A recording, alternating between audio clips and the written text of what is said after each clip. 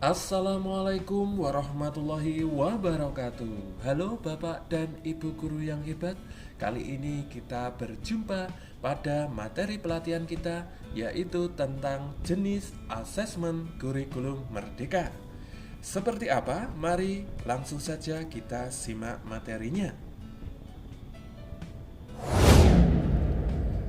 Di dalam prinsip pembelajaran dan asesmen dinyatakan bahwa asesmen adalah aktivitas yang menjadi kesatuan dalam proses pembelajaran.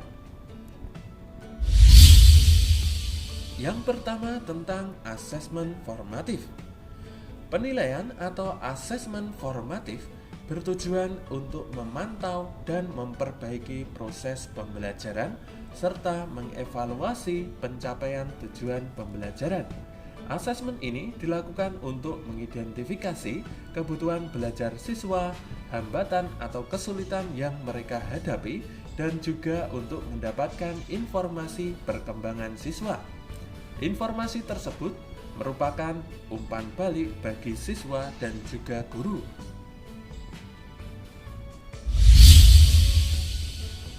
Asesmen formatif bisa dilakukan dengan yang pertama, asesmen awal. Asesmen di awal pembelajaran yang dilakukan untuk mengetahui kesiapan siswa untuk mempelajari materi ajar dan mencapai tujuan pembelajaran yang direncanakan.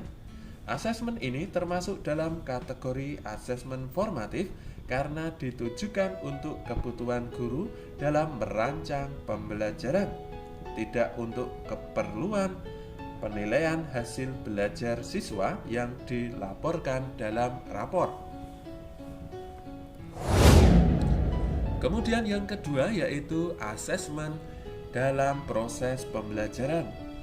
Asesmen di dalam proses pembelajaran yang dilakukan selama proses pembelajaran untuk mengetahui perkembangan siswa dan sekaligus pemberian umpan balik yang cepat.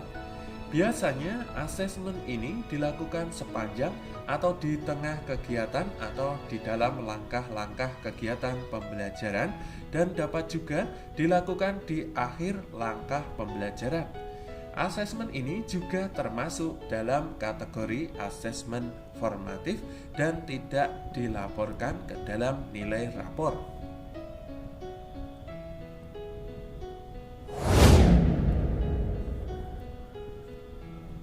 Jenis asesmen yang kedua yaitu asesmen sumatif.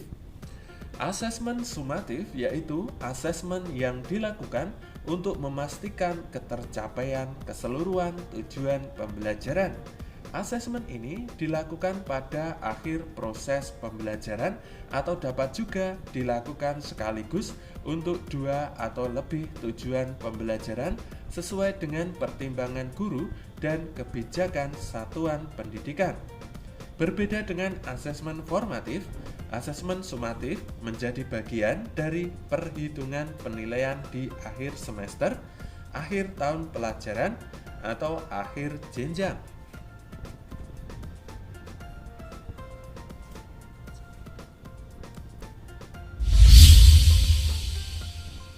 Adapun asesmen sumatif dapat berfungsi untuk alat ukur untuk mengetahui pencapaian hasil belajar siswa dalam satu atau lebih tujuan pembelajaran di periode tertentu.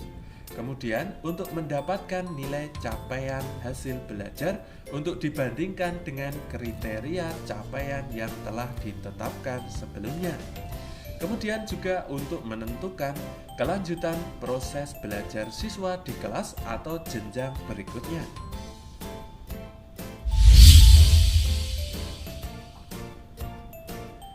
Kedua jenis asesmen ini tidak harus digunakan dalam suatu rencana pelaksanaan pembelajaran atau modul ajar, tergantung pada cakupan tujuan pembelajaran.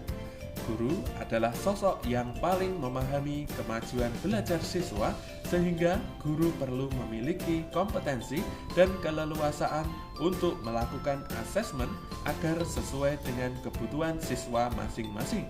Keleluasaan tersebut mencakup perancangan asesmen, waktu pelaksanaan, penggunaan teknik, dan instrumen asesmen, penentuan kriteria ketercapaian tujuan pembelajaran, dan pengolahan hasil asesmen.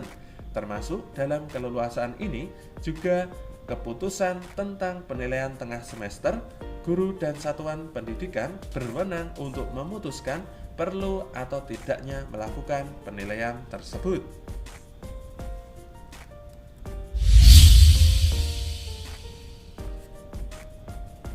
Guru perlu memahami prinsip-prinsip asesmen, di mana salah satunya yaitu mendorong penggunaan berbagai bentuk asesmen, bukan hanya tes tertulis, agar pembelajaran bisa lebih terfokus pada kegiatan yang bermakna, serta informasi atau umpan balik dari asesmen tentang kemampuan siswa juga menjadi lebih kaya dan bermanfaat dalam proses perancangan pembelajaran berikutnya. Adapun contoh-contoh pelaksanaan asesmen formatif yaitu guru memulai kegiatan tatap muka dengan memberikan pertanyaan berkaitan dengan konsep atau topik yang telah dipelajari pada pertemuan sebelumnya. Kemudian guru mengakhiri kegiatan pembelajaran di kelas dengan meminta siswa untuk menuliskan 3 hal tentang konsep yang baru mereka pelajari. Kegiatan percobaan dilanjutkan dengan diskusi. Guru memberikan pertanyaan tertulis. Kemudian setelah selesai menjawab pertanyaan, siswa diberikan kunci jawabannya sebagai acuan melakukan penilaian diri. Penilaian diri, penilaian antar teman, pemberian umpan balik antar teman, dan refleksi.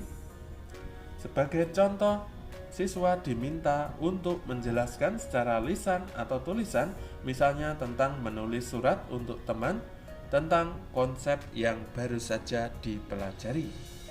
Baik Bapak dan Ibu guru yang hebat, demikian tadi materi kita tentang jenis asesmen kurikulum merdeka. Semoga bermanfaat. Terima kasih dan sampai jumpa di materi pelatihan selanjutnya. Wassalamualaikum warahmatullahi wabarakatuh.